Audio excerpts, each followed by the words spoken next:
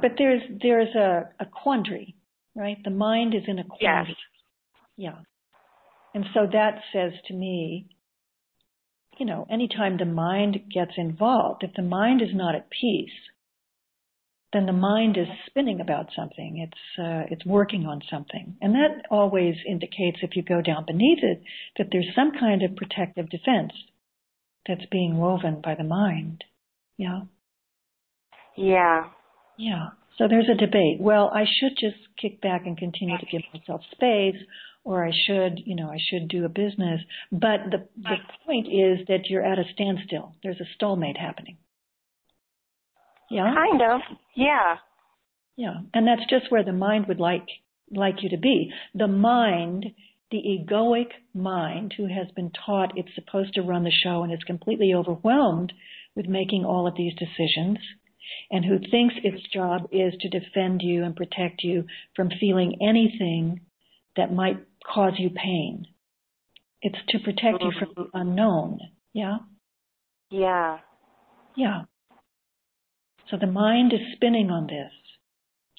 And the mind you've basically allowed the mind to just stop you in your tracks. You're not doing much of anything. You can't be at peace with giving yourself space to really be retired and figure out who you are. And you can't go forward with the business. Yeah.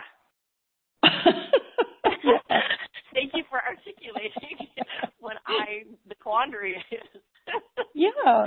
Well, but that you just learn to do that by practice.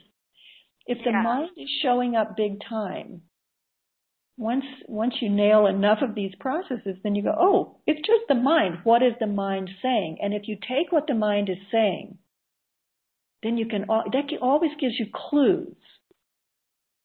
And so a shortcut, do you know how to do emotional processing? Only what I've personally gleaned from, I've never had any classes. Yeah, then that might be something you want to pick up. You might want to read The Marriage of Spirit by Leslie Temple Thurston, because that's the ultimate textbook in polarities. And then pick up a good emotional. The problem with The Marriage of Spirit and the process technique that she gives is that many people, because it's an intellectual process in the beginning, they use that as an excuse not to go down into the emotional body. You need to get down into the emotional body and navigate it, yeah? But you always jump. You can always ask yourself, if the mind is spinning on a subject, you can always take a shortcut and just say, what am I so afraid of? Got it. Yeah. So there's something in this scenario about who you would be, who you would turn into now that you've given up the corporate world and you're free to become whatever you want. You're free to pick up a new identity. You're free to drop all identities if you want and just be guided completely by spirit. But that's terrifying. There's no control in that, right? There are no boundaries. Right. Yeah. And it also doesn't always give the mind something to look at as actual doing anything because it's happening internally. Mm-hmm. Yeah, you do plenty. It's just what motivates it, what animates the action. You still will do things. You will build a business, or you will completely retire and grow orchids. We don't know what you're going to do, but you will do things because we have a human body, and that's we're on the planet, and we do things, right? We would be bored if we didn't. Yeah, but it's the energy that motivates it. It's the energy that animates the action, and that has to come from spirit. And in order to get to that place, you've got to, well, you could say throw the mind overboard, but the easiest way is just to process the mind. Just to turn to the mind and say, thank you. I know you're trying to defend and protect me. I know you're being my servant right now. But I need to move into a different realm. I need to go down into the emotional body and really clear this. And if I do that, you'll come along with me, and mind will become universal mind, and self will become universal self. Yeah. So we've got a journey to take. Yeah.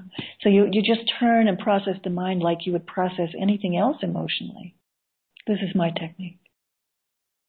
That sounds very doable.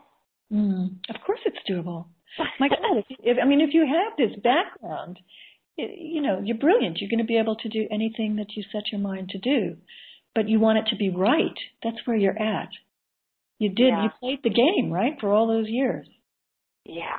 Yeah, and now you have a chance. Your being is pulling you in the direction of doing it differently. And of course that's scary because you're going up against the system. Yeah. You, as a woman, after 5,000 years of being told you are subservient to men, you're going up against the whole patriarchal system and saying, I'm not going to do that anymore. I'm going to do something that feels more natural, more feminine to me. I'm going to do intuitive work.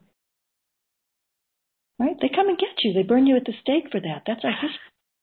Yeah. Yeah, so of course there's a lot of fear around that. But the good news is you're a woman, and that means you're intrinsically exceedingly powerful. And you can do anything you want. You can burn through that conditioning. You can burn through the excuses that the mind is throwing up.